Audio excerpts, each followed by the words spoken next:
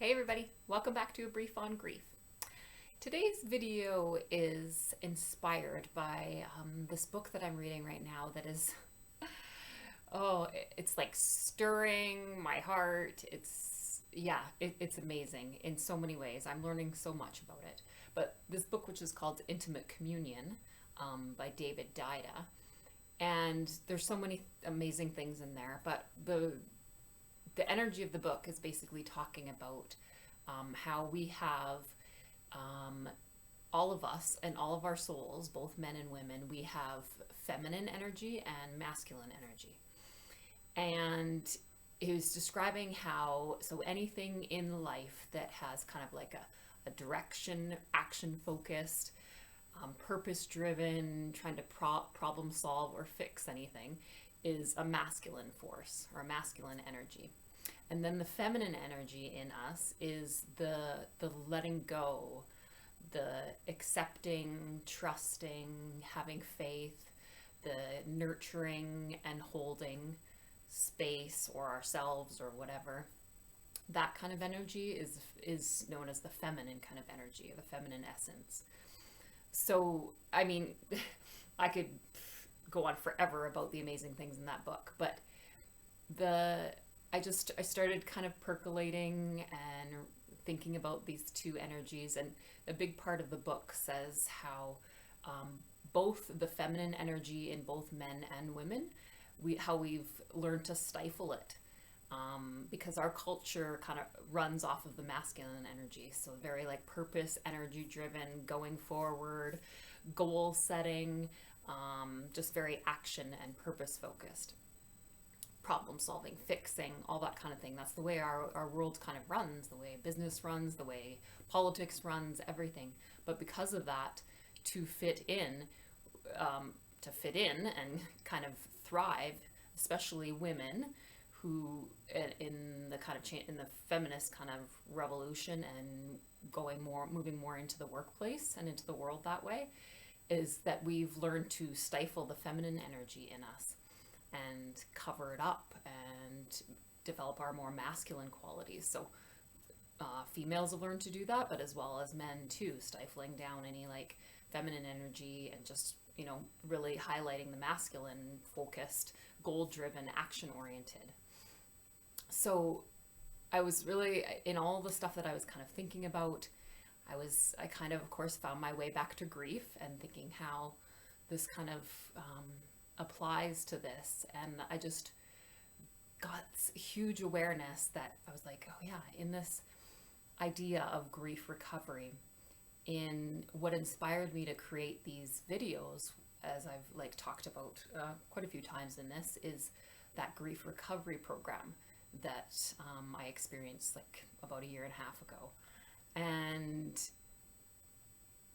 thinking about that and thinking, okay, well, yeah, it's a grief program. It was very kind of, there was steps to it. It was very action focused. So I was like, well, it's kind of like a male energy program. But then I thought, no, it was actually a lovely balance of feminine and masculine energies, because not only was this kind of like, there was a structured way of kind of depicting and going through the losses in your life and going through writing out like a letter that involved like apology statements and forgive me statements and all that kind of stuff in it, though it's very kind of action, masculine energy focused. A big part of the program and how it actually starts out is in awareness and education and in learning about what grief and loss actually is, how to recognize it in ourselves and in other people, and how we've learned in our society to process our grief and our pain in unhealthy ways. So to actually be able to sit back and recognize that, and to realize, wow, this is why we've been struggling so much, and this is why I've struggled, and I was never even seeing this stuff in myself, right?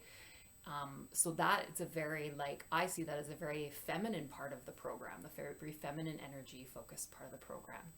And when I realized kind of those two different differences, I thought, yeah, because that's honestly the energy, that's the part of the program that I've totally like resonated with.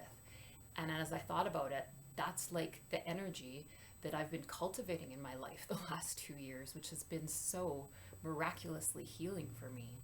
that because in our culture, not only to keep up with our culture and how it runs, but when we accumulate pain and grief in our body, we start to live out of fear and trying to control and fix and predict things, and it's too scary and painful to sit back and vulnerable to sit back and kind of trust the process of life. Like, I never knew how to do that before. And I realized what a huge part of my journey's been in the last like 2 years since the end of my marriage has been settling back into developing trust in myself, in the order of life, in the universe, and it's like how it supports me. I've just been able to let go more in the trust and knowing of that. And that's has completely changed my life. And to let go and be able to hold and nurture my grief in a whole different way, because I actually know to recognize it as grief, and I know to recognize that I've experienced a loss. So again, it's that letting go and accepting what's happening, whether it's an emotion coming up in me or something happening in my life.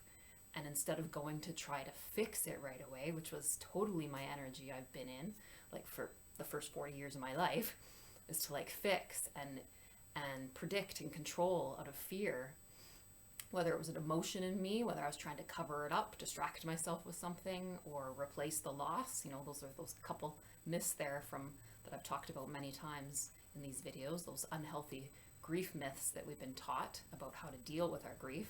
So yeah, cover up the loss and distract myself. Those are my two favorite things, and those are very masculine energy focused. And now I'm learning the amazing healing power of the feminine energy approach to loss and grief. And that's what's pulling and moving and healing my heart, and has allowed me to like live and love in like a completely different way in my life. And in all of this, realizing, wow, that's the energy that I've been creating this series with this whole time. And also with that realization that this is the energy I've been creating with, and this is what's been pulling me and inspiring me and igniting the passion in me to do this and bring these kind of messages and learning to the world, that I was realizing it right on the 1 year anniversary. Basically, it was a couple days ago when I realized it, and March 24th of 2021 would have been 1 year of A Brief on Grief. So happy birthday, everybody. Happy birthday to those of you that have been watching since the beginning, those that have just maybe tuned in a couple times here and there, those that are maybe this is their first session that they're watching. So welcome and happy birthday to everybody. And happy birthday, A Brief on Grief. So I thought this was a lovely way, a lovely realization to kind of celebrate the 1 year anniversary here. So yes, that's all I have to say. And it's a beautiful realization. And I will see you guys all next time. Okay.